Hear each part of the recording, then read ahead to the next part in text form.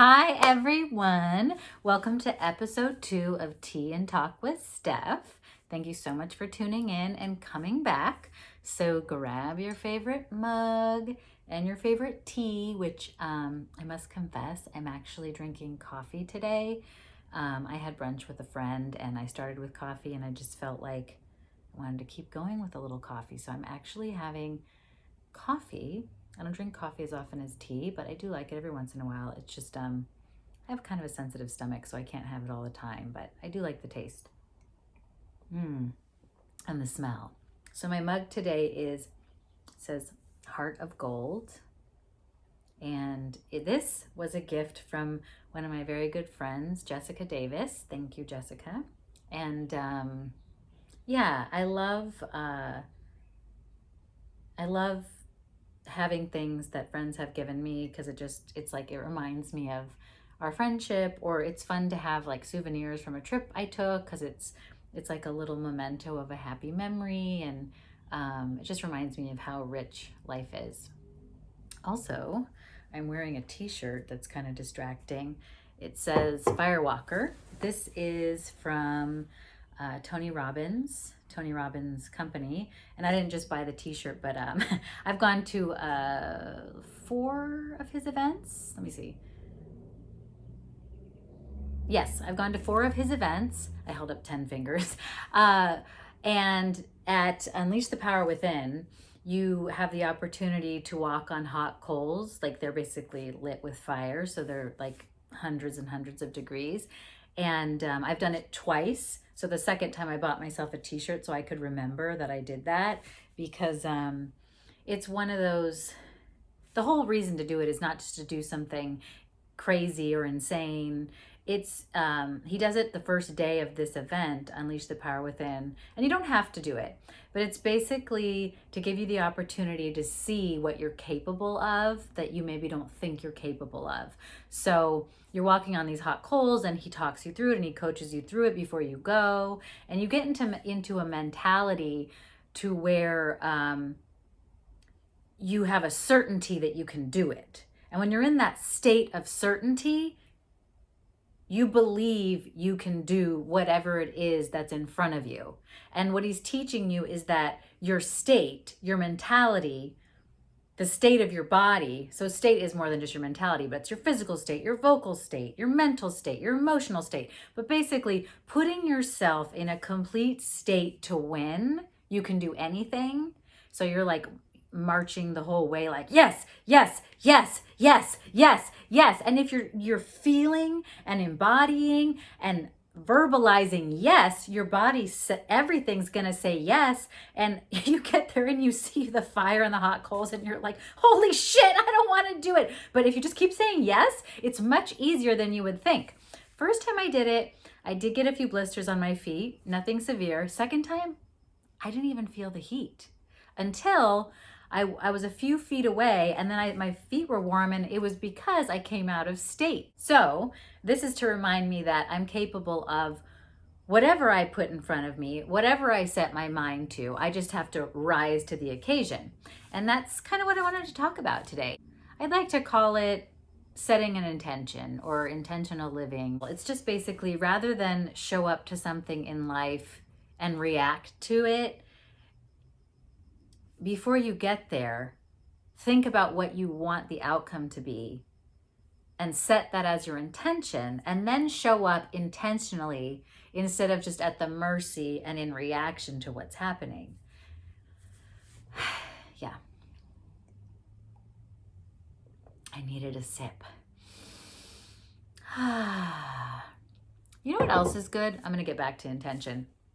Is just, if you're in your head, a good way to get out of your head is to get into your body. And I do this for myself, before doing like a self-tape for acting, or just anytime I feel like I'm really in my head, is just like whatever, like physical eyes, balk like a chicken.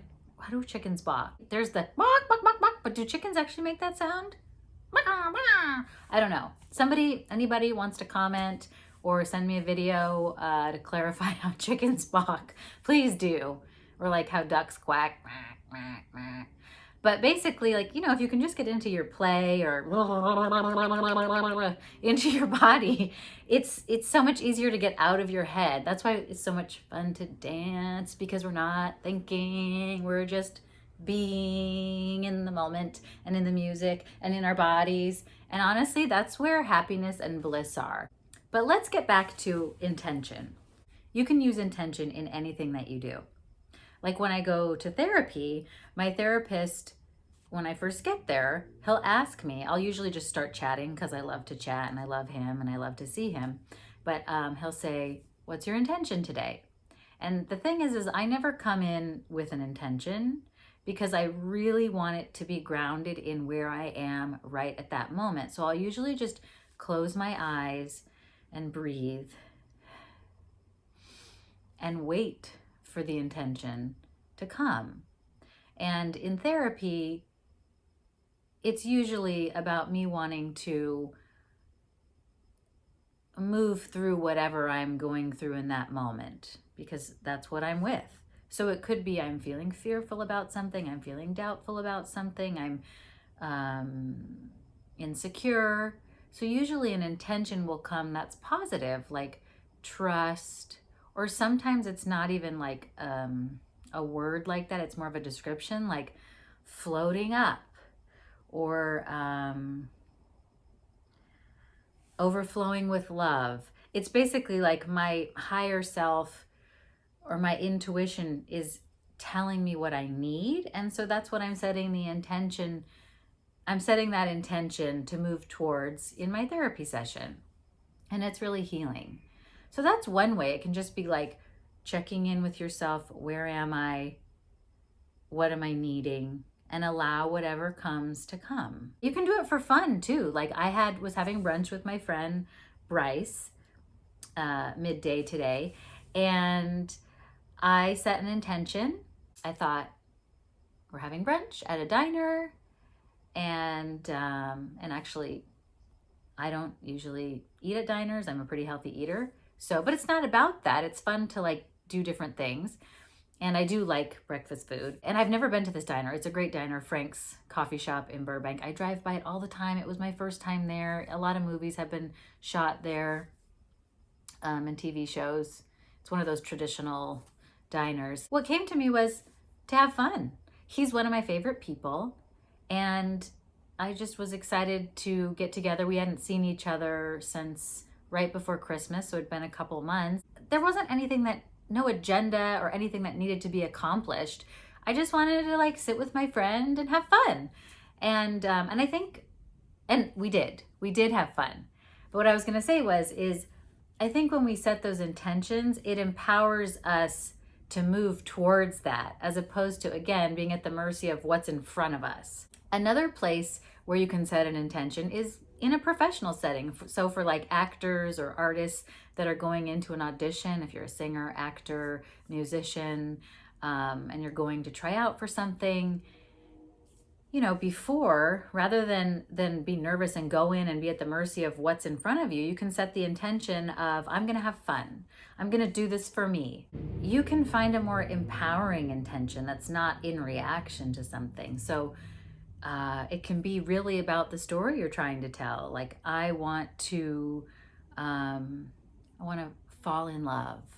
And my intention is to go in there and fall in love, if that's the story that you're telling. Or I want to win this case.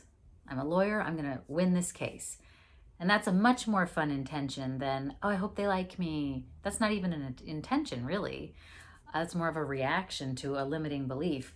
Or if you're a business person and you're going into a meeting with another coworker or your boss, you can just, before you go in, be clear on, what is it I'm trying to do here?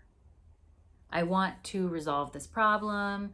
I want us to be strong coworkers. I want us to have good communication. And not only can you set the intention, but you can actually go in and tell the person you're meeting with, this is my intention. I actually did that recently. My manager and I had a small misunderstanding. And we have a really good relationship. So we both wanted to We both wanted to smooth it over. I went in there and I stated my intention. I said, I love working with you. We have a great working relationship. You've got me so many opportunities. I'm so grateful. My intention is for us to continue to have a great working relationship and to have great communication and keep going. And then we clarified what we needed to clarify, but it felt really good going and knowing what my intention was and making it clear. And there's just a lot more power in that than just showing up and reacting. I know I've said reacting a lot of times here. Just, I can be redundant sometimes. It can be anything. It can be, I'm going to sleep, and rather than, I can't sleep, I can set an intention that's, I'm going to rest. My intention is to rest. My intention is to relax. My intention is to be grateful for everything that happened today. We can't always control our thoughts, but there's something powerful about setting intentions. The other thing that's distinct about intentions is language affects us, not just in our minds, but in our bodies.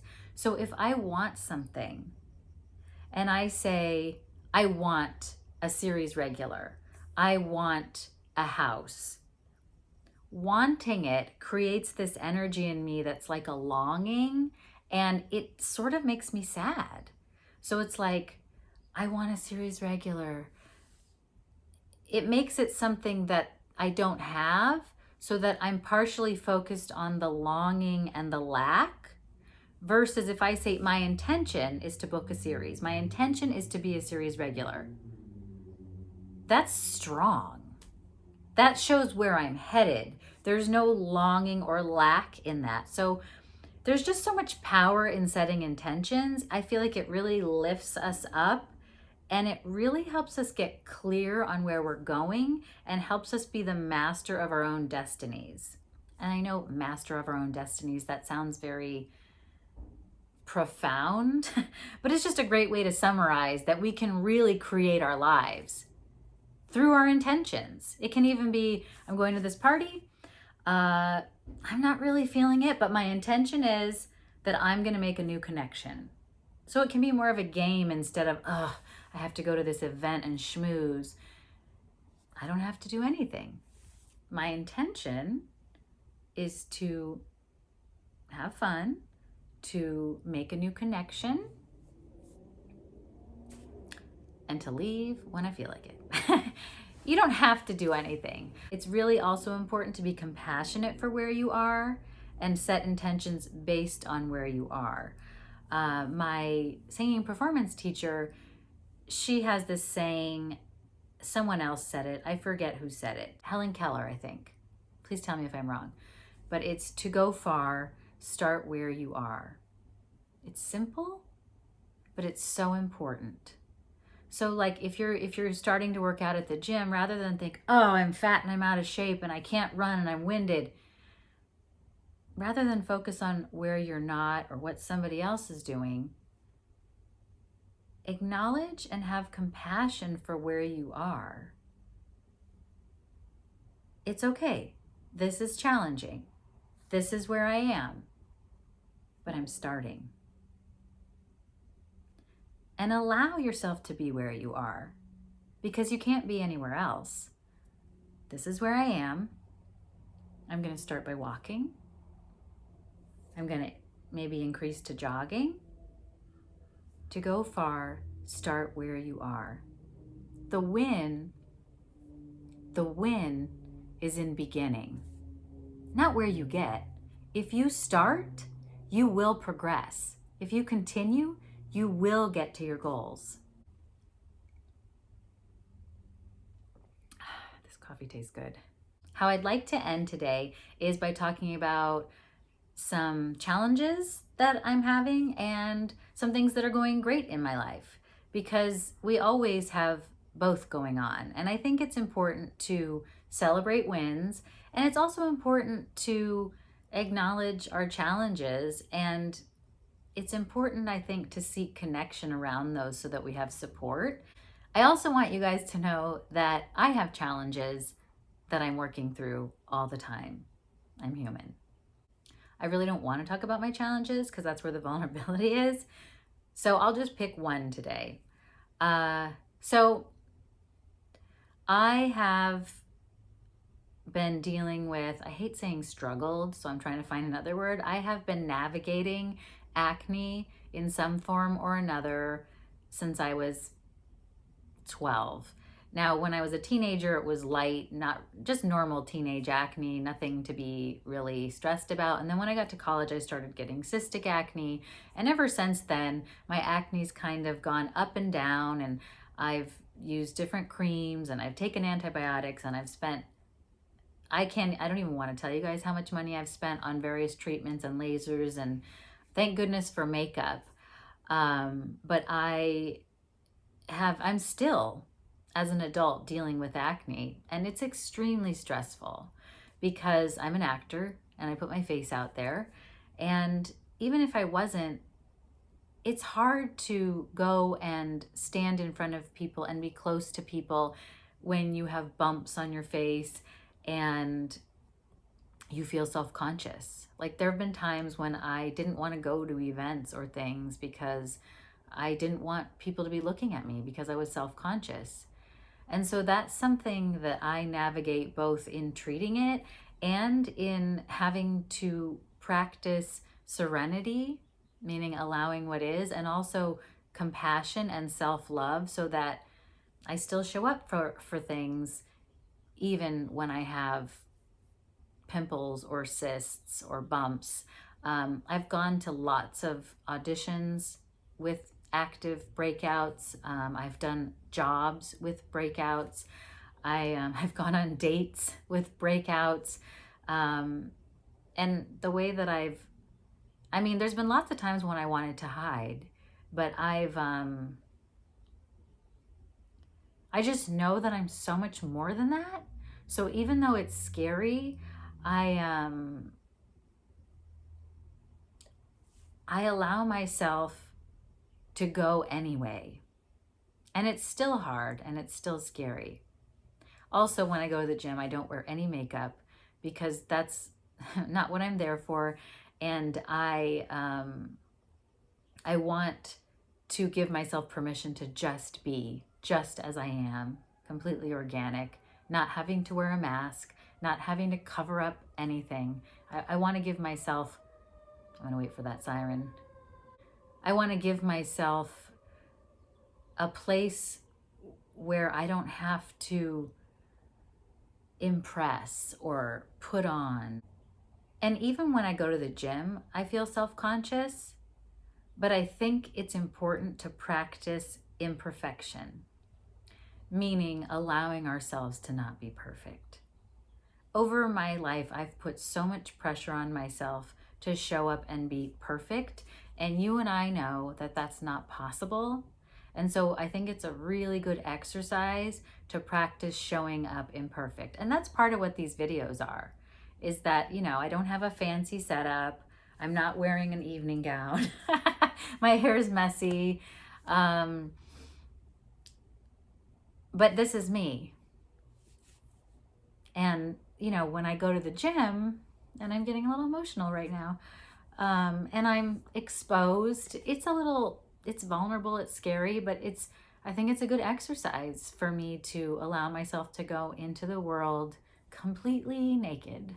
Not completely naked, then I'd get arrested, but at least my face, because I spend so much energy covering things up and concealing, and it's nice to just go in and work out. And now that's my challenge. And I will do another video where I talk more specifically about that and what I'm doing to treat my acne right now, because it always changes, because acne changes, because our hormones change as we grow and get older, and teenage acne is different from adult acne.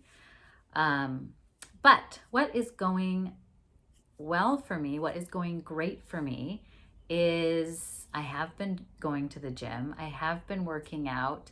I've always been active, but the last 10 and a half months, I've been really focused on weight training, and I have really built some muscles. You can sort of see some definition in my arms, and if I flex, I'm not trying to be show off or anything, but I've worked really hard. So that's going great in that I'm seeing results there, and my nutrition's really on point. I'm keeping track of my food and eating to feed my muscles and watching what I eat, and so I feel really good about that. I have a trainer. Her name's Sarah. She's wonderful. She's like a sister to me. I call her mom or mama or my gym mom, even though she's younger than me. She's this gorgeous, beautiful unicorn queen. I call her Uniqueen.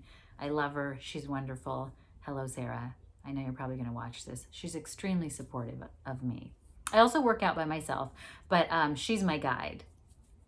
She's the one that's helped put together a plan, and she's the one I go to with questions, and she's helped me with my nutrition. She's wonderful. So that's really working, and my relationships are really working. I'm really fostering wonderful friendships. My best friend Elizabeth is in New Jersey, and we've gotten closer and closer even though we live so far away, and I love you so much, Elizabeth. I have a wonderful friend, Brian. He's one of my best friends. My friend Bryce that I had brunch with. I recently met a wonderful man that we started a relationship, and that is very promising and a unexpected gift from God. So I'm really excited about that. And yeah, life is exciting. It's wonderful. It's a gift. And it's fucking hard sometimes. But it's a gift.